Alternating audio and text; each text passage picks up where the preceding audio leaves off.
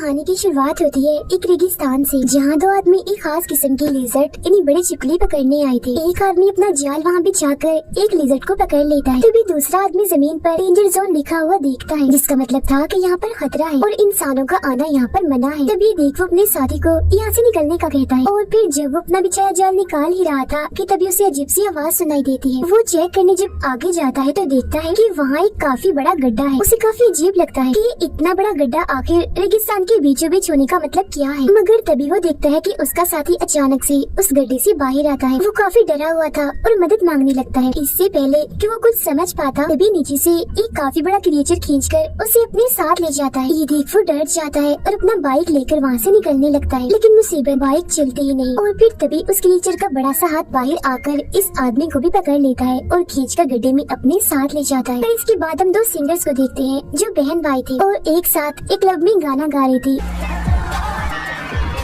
इनमें लड़के का नाम काओ था। फिर जब शो खत्म होता है तो काओ अपनी बहन से कहता है कि हम जो भी पैसे गाने गा गा कर कमाते हैं इतनी मेहनत से, उसमें से आधे से ज्यादा हिस्सा तो हमारा सीनियर ही रख लेता है, इसीलिए अब से मैंने उसके साथ काम करना बंद कर दिया है। उनकी बातचीत करने के दौरान ही वहाँ नशे की रोकथाम करने वाली पुलिस आ जाती है, जो पूरे क्लब में छापा मारती है और सभी लोगों को चेक करने लगती है कि किसी ने नशा तो नहीं किया हुआ। आखिर में उस सिंगर काओ पर ही इल्जाम लगा देते हैं कि और किसी का तो पता नहीं, मगर ड्रग फिलहाल तुमने लिया हुआ। हालांकि काओ उन्हें समझाता भी है कि नहीं, ऐसा कुछ नहीं है, मैंने कभी ड्रग को हाथ तक नहीं लगाया, मगर पुलिस उसकी बातों का यकीन नहीं करती। थोड़ा सोचने के बाद उसका शक अपने सीनियर पर जाता है, जिसके साथ उसने काम करना बंद कर दिया था। फिर अब काओ को जमानत पर छोड़ दिया जाता है। इनकी बातों के दौरान उसकी बहन के पास उनकी मॉम की कॉल आती है, जो बताती है कि आपके नाना की मौत हो गई है। जो सुन वो लोग अपने गाँव जाने के लिए निकल जाते हैं अपनी मॉम से मिलने के लिए, जहाँ रास्ते में काओ अपने नाना के साथ गुजारा हुआ बचपन का वक्त याद करने लगता है, जब उसकी नाना उसे जमीन से खुदाई करके पानी निकालना सिखा रही थी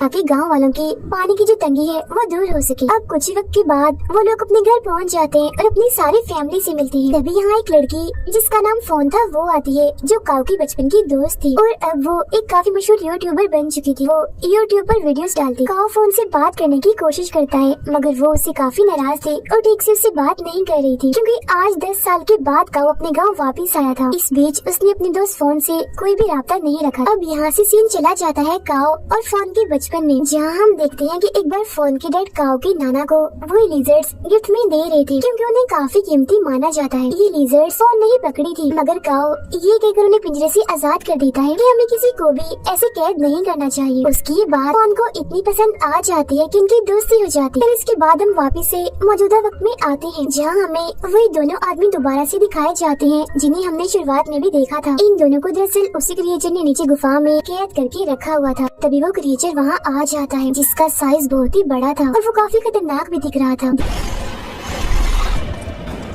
देखते ही देखते वो इन दोनों आदमियों को मार देता है। काओ अपने दोस्त फोन की यूट्यूब वीडियोस देखने लगता है, जहाँ फोन अपने 8 मिलियन फॉलोअर्स होने की खुशी में एक मुकाबला रखती है, जिसमें वो बताती है कि अगर कोई मेरे गांव की जमीन को खोदकर सबसे पहले पानी निकालेगा तो वो इस मुकाबले को जीत जाएगा और उससे बहुत सारा पैसा मिलेगा। ये बात काओ अपनी बहन को भी बताता है, जिस पर वो कहती है अरे वाह, तो फिर हमें भी इस मुकाबले में हिस्सा लेना चाहिए, जिस पर वो भी मान जाता है। जिसके बाद ही दोनों एक लड़के जो काओ का दोस्त होता है उसे भी अपने ग्रुप में शामिल कर लेते हैं। ये लोग वहाँ जाते हैं जहाँ पर फोन ने ये मुकाबला रखा था, लेकिन वहाँ पर तो पहले ही काफी सारे लोग आए हुए थे जिन्होंने इस मुकाबले में हिस्सा लिया था। सारे ग्रुप्स को एक नक्शा और एक फ्लेयर गन दी जाती है। फ्लेयर गन का इस्तेमाल उन्हें तब करना था जब वो पानी निकालने में कामयाब हो जाए। इसी बीच वहाँ एक काफी अमीर लड़का भी आता है, जिसका अपना काम भी जमीन के नीचे खुदाई करवाने का था। वो फिर फोन के पास जाता है ताकि इस मुकाबले में हिस्सा ले सके, मगर वो तो उल्टी उल्टी बातें करने लगता है उसके साथ। पर तभी काओ इधर आकर उसे रोक देता है, जिसकी फौरन बाद फोन फ्लेयर गन चलाकर इस मुकाबले को शुरू कर दी थी।